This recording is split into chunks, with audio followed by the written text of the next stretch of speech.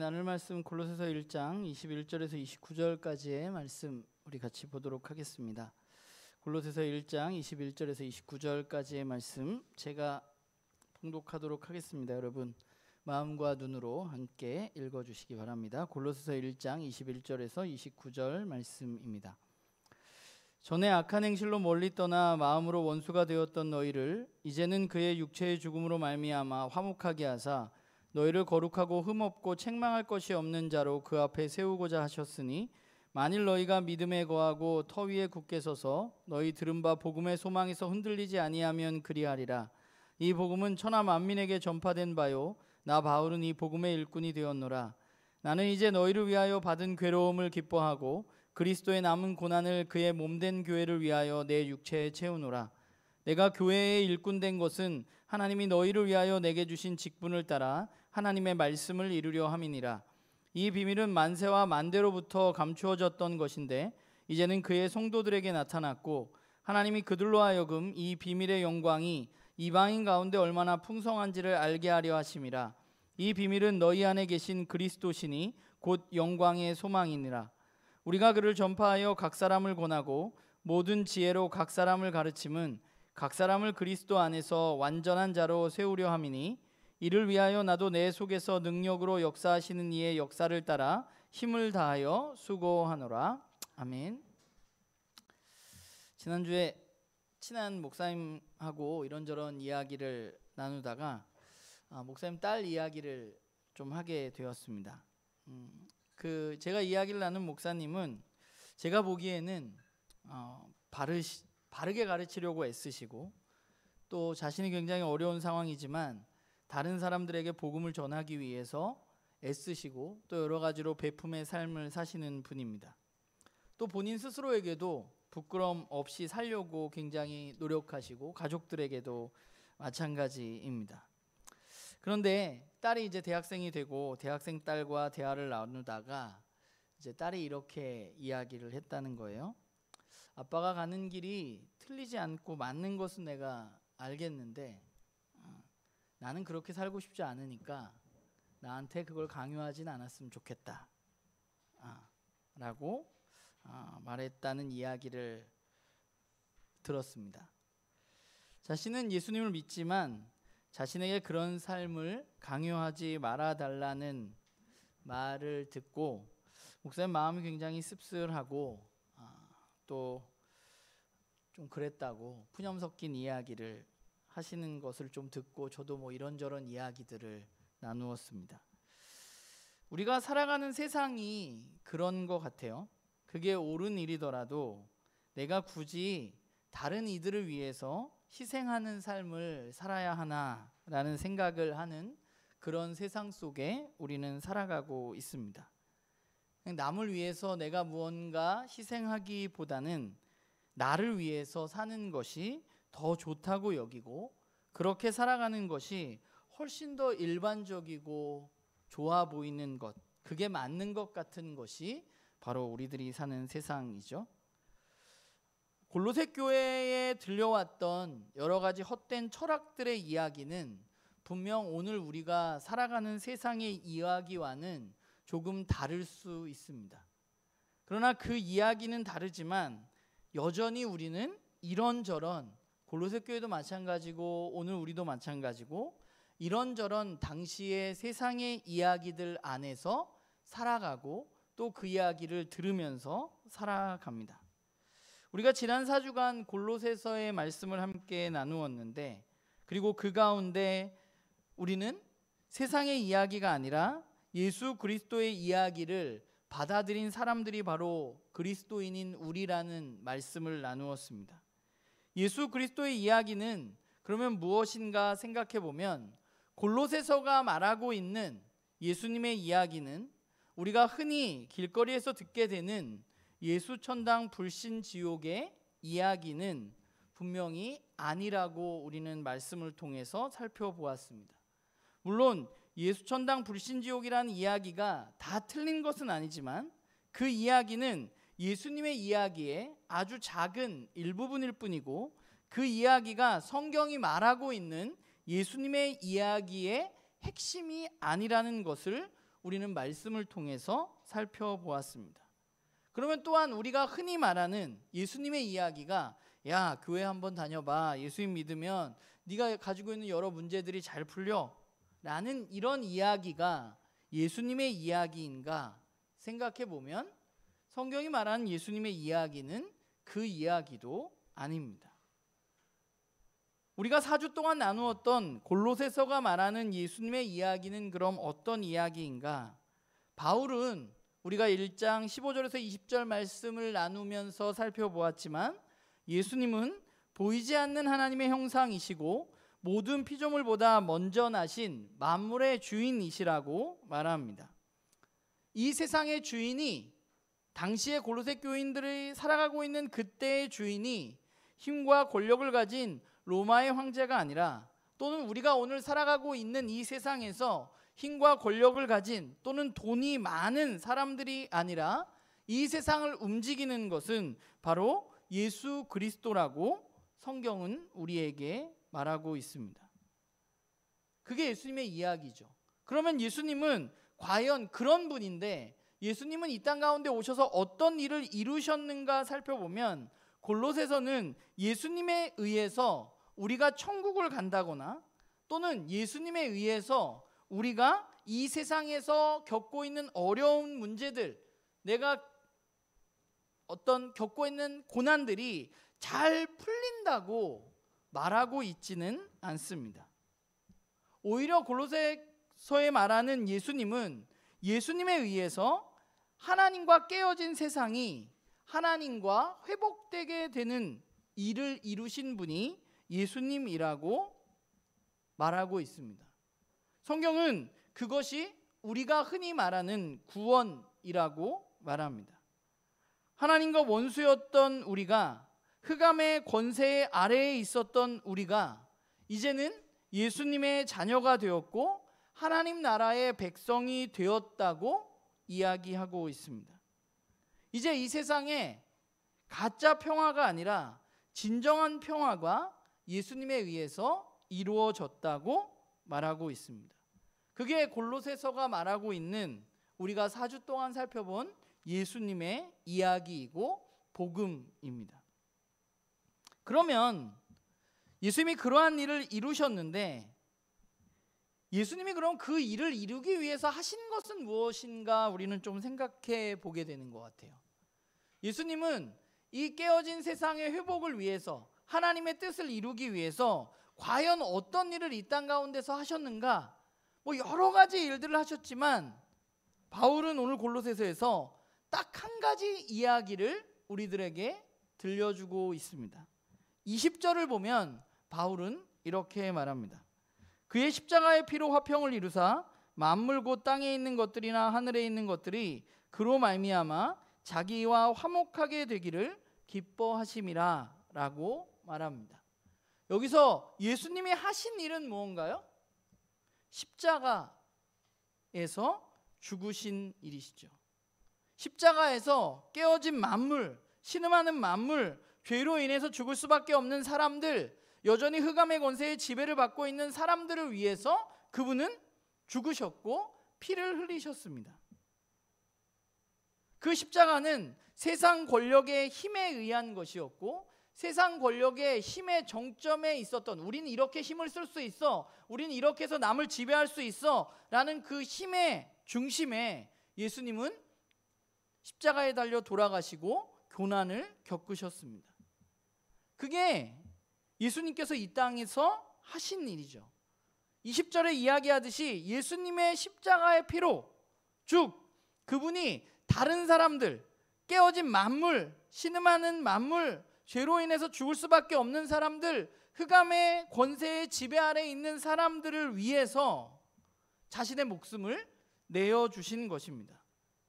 그분이 다른 이들을 위해서, 온 세상 만물을 위해서 자신의 생명을 내어줌으로 말미암아서 어떤 일이 일어났느냐? 하나님은 그분의 십자가의 피로 진짜 평화를 이루시고 깨어진 관계가 회복되어진 것이죠. 결국 이 말은 깨어진 세상을 회복하시는 하나님이 이 땅을 향한 비전이 우리가 작년 연말에 나누었던 성경을 쭉 살펴보자면 하나님이 하시고자 하는 일은 결국 그것인데, 그 이야기는 결국 어떻게 되느냐? 힘과 권력에 의해서 이루어지는 것이 아니라 예수님의 십자가의 자기 희생적 사랑으로 그 일이 이루어졌다고 성경은 우리에게 말하고 있는 것이죠. 그렇다면 그 예수님의 이야기, 예수님이 만물의 주인이시고 그분이 십자가의 피로 온 만물의 화해를 이루었다는 그 이야기를 자신의 이야기로 받아들인 사람들에게는 어떤 일이 일어나는가? 그것은 너무나 당연하게 고난이, 예수님이 겪으셨던 그 일이 그 이야기를 받아들인 사람들에게는 일어날 수밖에 없다는 것은 어쩌면 너무 당연한 것입니다. 우리가 예수님의 이야기를 믿고 그분의 이야기를 내 이야기로 삼기로 결정했다는 것은 결국 우리는 고난의 이야기를, 그 십자가의 이야기를 끌어안고 내가 그렇게 살겠다고 결정한 것이나 마찬가지입니다.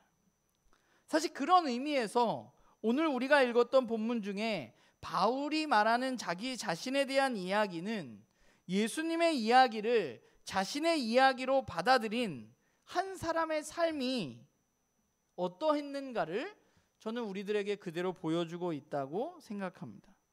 바울은 오늘 본문에 보면 자기 자신에 대해서 무엇이라고 말하고 있느냐 보면 24절에 이렇게 말합니다. 나는 이제 너희를 위하여 받은 괴로움을 기뻐하고 그리스도의 남은 고난을 그의 몸된 교회를 위하여 내 육체에 채운다고 말합니다. 바울은 지금 어떤 상태예요? 괴로움을 겪고 있고 고난을 겪고 있습니다. 사실 24절 후반절은 좀 논란이 되는 본문입니다. 그리스도의 남은 고난을 내 육체에 채운다, 이 말이 바울이 말하는 그리스도의 남은 고난이 그러면 예수님의 십자가의 고난이 부족했다는 것인가 라고 생각할 수 있는 여지가 있기 때문인데, 그런데 그런 의미는 아닌 것으로 보여져요. 왜냐하면 여기 나오는 그리스도의 남은 고난에서 이 고난이라고 번역된 헬라어는 성경에서 한 번도 예수님의 십자가 고난을 이야기할 때 쓰여진 적이 없는 단어입니다.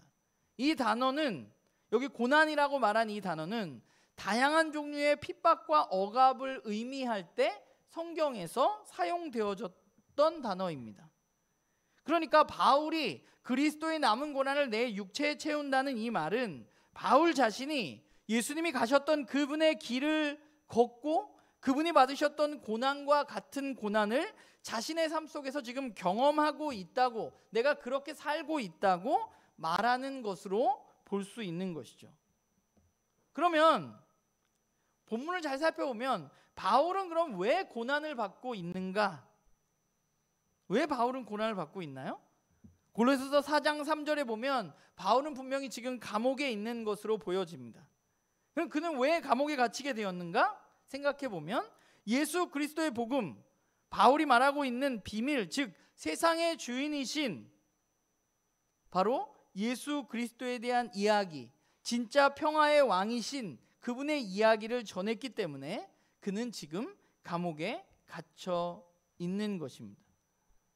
그러니까 바울이 예수님의 이야기를 전했는데 감옥에 갇혔다는 것은 또 뭘 의미하는가 생각해 보면, 바울이 전했던 그 예수님의 이야기, 예수님의 복음이 당시 로마 사회에서 굉장히 위협적이고 불온한 사상이라고 인정되었다는 거죠. 바울이 말하는 것이 우리 사회에 아무 문제가 없으면 바울이 감옥에 갇힐 이유가 없습니다. 감옥이 도둑질을 한 것도 아니고 바울이 뭔가 다른 사람을 해한 것도 아닌데, 바울이 그냥 다니면서 이야기를 하고 예수님의 이야기를 했을 뿐인데, 그가 감옥에 갇혔다는 것은 바울이 전했던 그 복음이 당시의 로마 제국 사회에서 그 제국의 위협이 되는, 또는 굉장히 거슬리는 그런 이야기였기 때문에 바울은 지금 감옥에 갇히게 된 것이죠.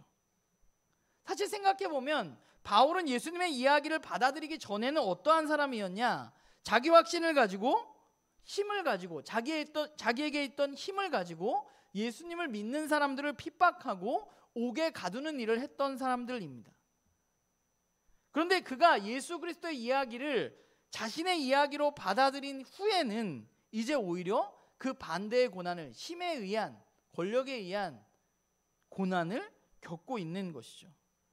그럼 바울은 왜 그 말씀을 전하고 이런 고난을 겪고 있는가 생각해 보면 24절과 25절에 바울이 반복해서 말하고 있는 게 뭐냐면 너희를 위해서, 교회를 위해서, 25절에도 또 너희를 위해서 라고 이야기하고 있어요. 바울의 고난은 왜 받는 거예요? 자기 자신의 사리사욕을 채우기 위한 고난이 아니었습니다. 그의 고난은 교회를 위한, 즉 이 편지를 받고 있었던 골로새 교인들을 위한 고난이었고, 이 복음을 들었고 자라가고 있는 그들을 위한 고난이었습니다.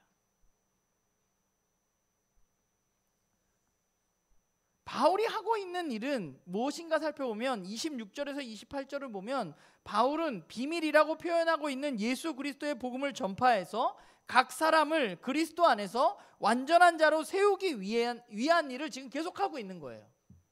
그 일을 하다 보니까 감옥에 갇혔어요. 그럼 감옥에 갇힌 게 뭘 위한 거예요?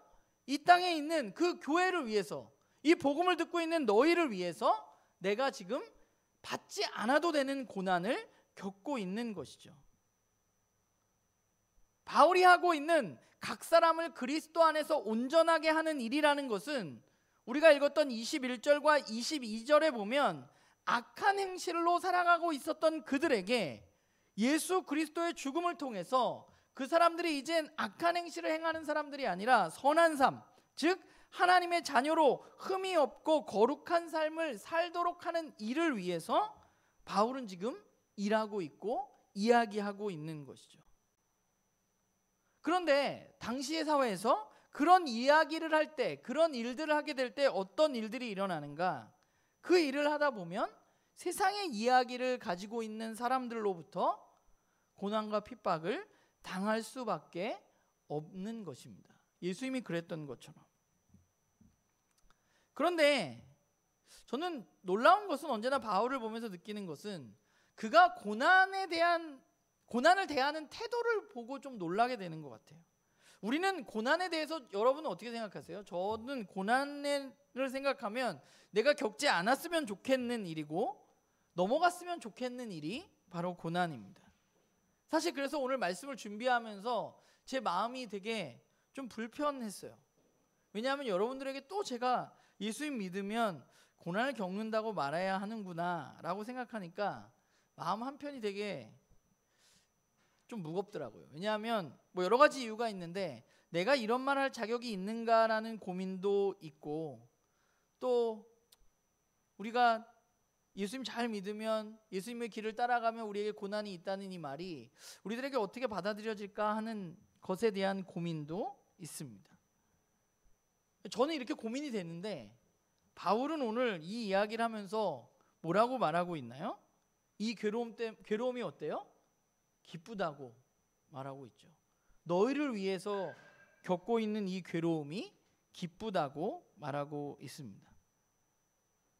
바울이 오늘 자기 자신에 대해서 이야기를 하는 것을 24절부터 29절이 자기 이야기인데 그 이야기를 귀 기울여 보면 그는 이 고난이 너무 싫어서 빨리 벗어나고 싶은 사람으로 보여지지는 않아요.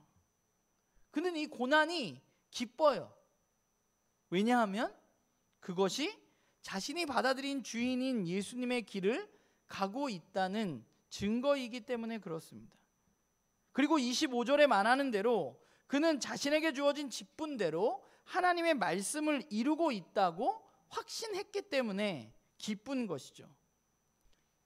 그래서 골로새서 4장에 나와 있는 그가 맨 마지막에 너희들 나를 위해서 이걸 기도해줘 라고 하는 기도 부탁을 살펴보면 감옥에 있는데 그의 기도 제목은 뭐냐면 여러분 내가 감옥에서 빨리 나갈 수 있도록 여러분들이 기도해 주십시오가 아니라, 이 고난을 빨리 벗어나게 해달라는 기도가 아니라 내가 예수 그리스도의 복음, 이 비밀을 더 많은 사람들에게 잘 전할 수 있기를 위해서 기도를 해 주십시오 라고 말하고 있는 것이죠. 그게 바울이 고난을 대하는 태도예요. 그리고 골로새서를 보면서 제가 또 한 가지 의아했던 것 중에 하나가 바로 골로새서의 맨 마지막 구절입니다. 골로새서 맨 마지막 구절은 4장 18절인데요. 바울이 썼던 일반적인 편지와는 조금 다르게 바울이 말하고 있어요. 뭐라고 말하냐면 4장 18절에 나 바울은 친필로 문안하노니 내가 매인 것을 생각하라. 은혜가 너희에게 있을지어다 라고 말합니다. 제가 이번에 골로새를 다시 읽으면서 처음 생각해 보게 됐던 문장인데 그 편지의 마지막이 뭐예요? 뭘 생각하라고요? 내가 매인 것. 여러분, 내가 감옥에 갇힌 것을 여러분 생각하십시오 라고 말하고 있는 거예요. 바울은 왜 이 편지를 마무리하면서 맨 마지막에 그럼 이야기를 했을까? 바울은 너희가 내가 감옥에 갇힌 것을 생각하면서 너희는 절대 갇히지 말라는 의미로 어떻게 하면 너희들이 감옥에 갇히지 않을까, 너희들이 어떻게 하면 매이지 않을까에 대해서 고민하면서 살라고 이 편지의 마지막에 이 글을 썼을까? 저는 그렇지 않다고 생각합니다. 예수님의 이야기를 받아들이고 이 길을 가는 것은 언제나 나와 같이 매일 수 있다는 것을 이야기하고 싶었던 것이죠. 감옥에 갇힌 것을 기억하라면서 그는 그 다음에 뭐래요? 은혜가 너희에게 있을지어다 라고 말합니다. 은혜가 있다는 것은 우리는 고난을 받지 않고 감옥에 갇지 않는 것을 의미하는데 바울은 내가 감옥에 갇힌 거를 기억해 라고 이야기하고 은혜가 너희와 함께 하기를 바란다 라고 말합니다. 바울은 이 고난을 부끄러워하지도 또 빨리 벗어나고 싶은 것으로 생각하지도 않습니다.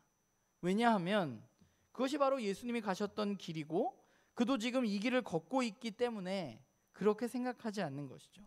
예수님이 십자가의 피로 온 세상에 온 만물의 화평을 이루셨다면 이제 바울은 자신의 고난으로 예수님으로 인해서 이루어진 온 세상의 평화를 화평을 전하면서 이 일에 함께할 사람들을 세우는 일을 위해서 자신이 살고 있다고 확신하기 때문입니다.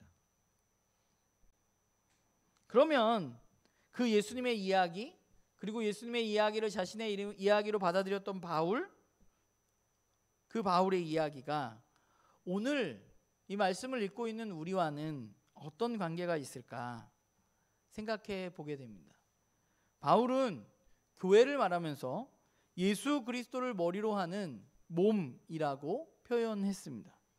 몸이라는 말은 이 몸이 있잖아요. 제가 머리가 누구예요? 예수님이잖아요.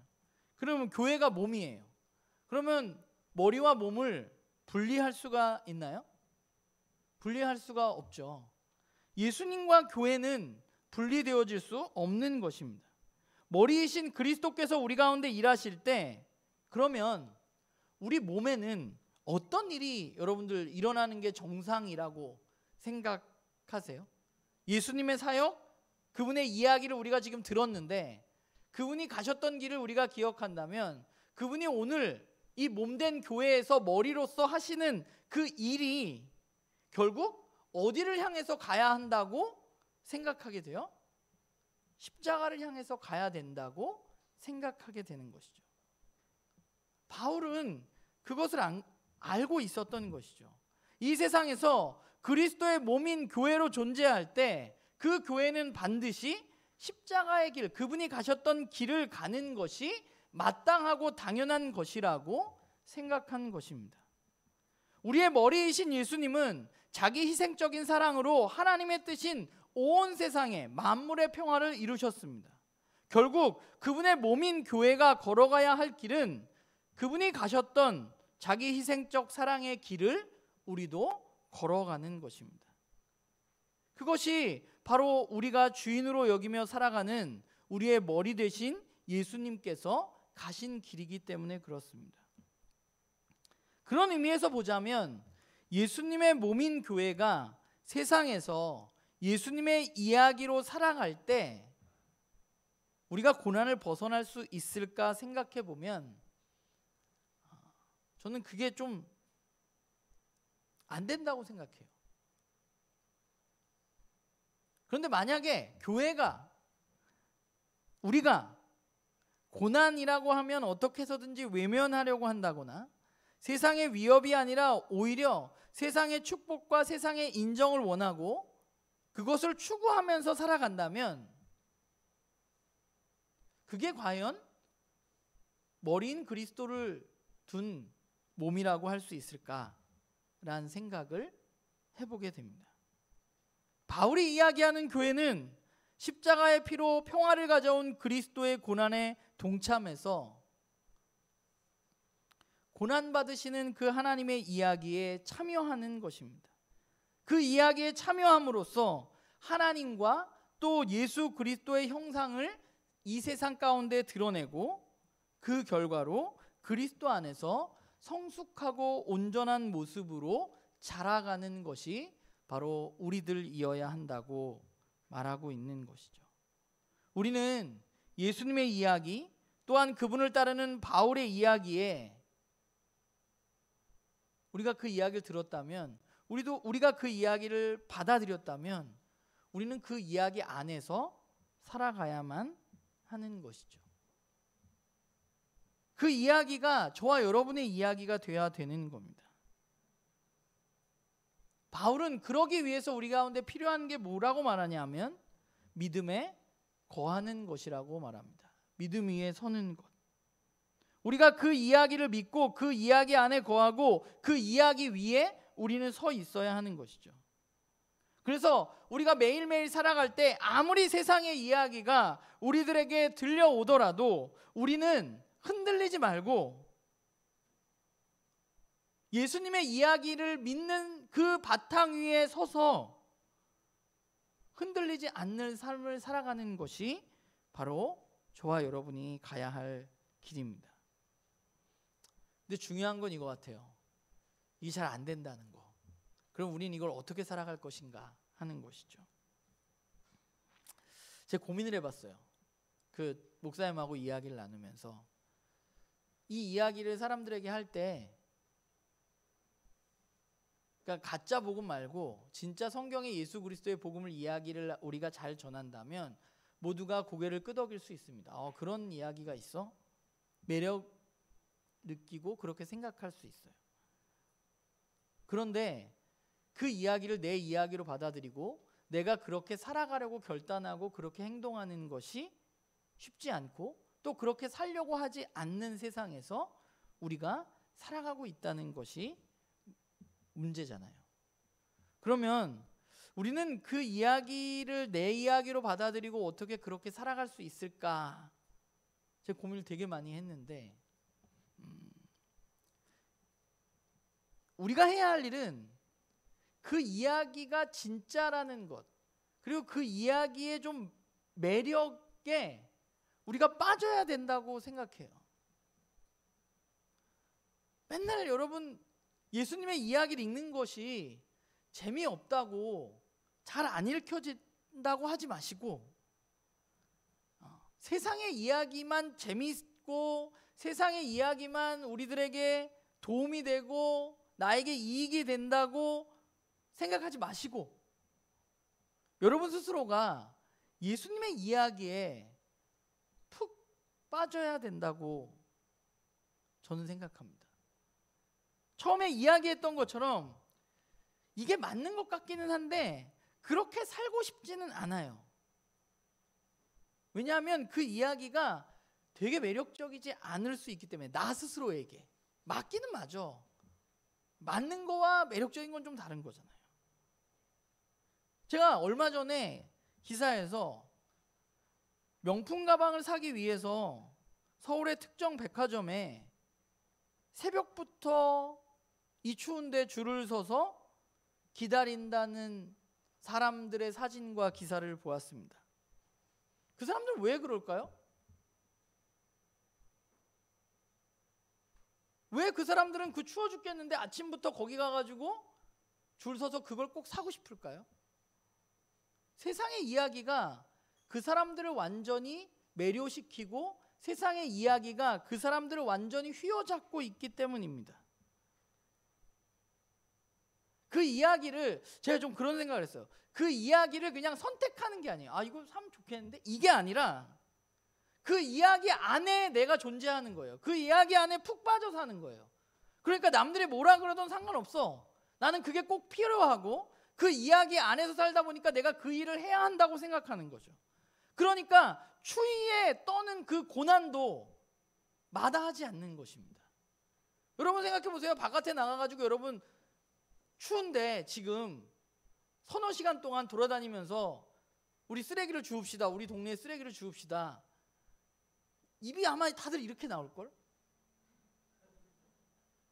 나한테 그런 걸 왜 시키지? 그 사람들은 왜 거기서 추워 죽겠는데 그것도 움직이지도 않고 가만히 서서 새벽 5시부터 가가지고 백화점 문 여는 시간까지 한 4-5시간은 기다려야 하는데 왜 그러고 있을까? 그 이야기에 빠져 살기 때문에 그래요. 그게 맞고 그게 내 이야기이기 때문에.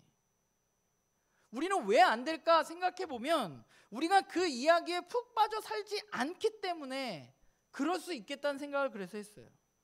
그 이야기를 그냥 여러 이야기들 가운데 하나로 자꾸만 생각하고 오늘은 내가 이걸 선택하고 살아야지, 오늘 내가 이렇게 살아야지, 이런 게 아니라 그러다 보니까 자꾸 밀리는 거지. 다른 이야기에 더 많이 들리는 이야기, 더 많이 생각하게 되는 것, 더 좋은 것 같은 이야기에 예수님의 이야기는 자꾸만 내 삶에서 밀리게 되는 거예요. 그러니까 맞는 말 같은데, 옳은 것 같은데 나는 그렇게 살기는 싫은 거죠. 왜냐하면 그 이야기가 여러 이야기들 중에 하나라고 우리는 생각하기 때문에 그래요. 그 이야기는 여러 이야기들 중에 하나가 아니라 이 여러 이야기들 위에 있는 거대한 이야기예요. 우리는 그 이야기 안에서 살아야 돼요. 근데 우리는 자꾸만 이 이야기들을 여러 개를 놓고 오늘은 예수님의 말씀대로 살아볼까 하고 선택을 하는 거죠. 살아볼까 하고 선택을 하다가 이 이야기 저 이야기 들려오면 이게 잘 안 되는 거죠. 그럼 또 와가지고 난 왜 이렇게 안 될까? 우리 이거 맨날 이거 패턴이잖아. 저도 그렇고. 제가 골로새서를 읽으면서 느낀 것은 우리는 그 이야기 안에 정말 푹 빠져서 그 이야기가 전부인 것처럼 그 이야기 안에 들어가야만 되는 거예요. 그 이야기를 내가 선택하는 게 아니라. 그래야 우리는 그렇게 살아갈 수 있을 것 같아요. 오늘 이 세상에 자기 희생적인 것이 바보 같은 뭔가 비효율적이고 비합리적이고 나에게 전혀 도움이 되지 않는 것 같은 것이 오늘날 뭐예요? 자기 희생적인 삶이에요. 다른 이들을 위해서 나를 희생하는 것이 그렇게 좋아 보이는 시대가 아니에요. 좀 이상한 사람이지. 다들 박수는 쳐. 그래 잘했다. 근데 나는 그렇게 살기 싫어요. 그러니까 우리도 마찬가지야. 뭐 그렇게 살아가는 사람들을 보면 대단하다. 눈물 흘리고. 그런데 나는 그렇게 살지 않아. 이게 우리들 가운데 있는 모습이 아닌가라는 생각을 하게 됩니다. 저는 우리 나눔교회 식구들 가운데 예수 그리스도의 복음이 여러분들이 그것이 진리라고 믿는다고 생각해요.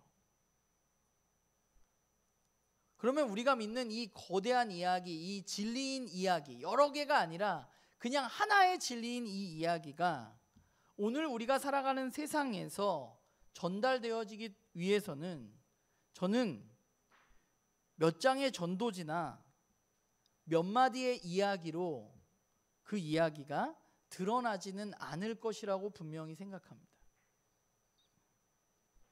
이제 오늘 우리가 그 진리, 내가 안에 들어가 있는 그 이야기가 진리라는 것을 드러낼 수 있는 방법은 딱 하나밖에 없어요.